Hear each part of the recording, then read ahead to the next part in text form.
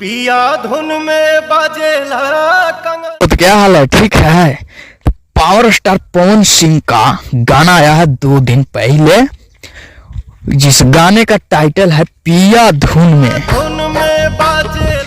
चैता गाना है, मतलब भाई साहब गाना गाए हैं पवन सिंह, मतलब हम क्या बताएं उस गाने के बारे में। पहले उस गाने को एक बार सुनिए, तब आगे बात करेंगे।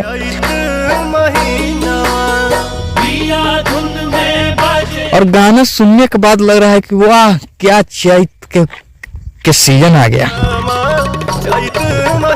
और गाना एकदम बहुत बढ़िया से गाए हैं पवन सिंह भाई साहब। ये गाना है सूर्यवंशम मूवी का, और 2 दिन हुआ है गाने का रिलीज हुए हो, और गाना एकदम गर्दा फाड़ के रखा है, कोई टक्कर में नहीं है इस गाने के। और गाना कैसा लगा चाहिए और जाकर सुनिए और बताइए।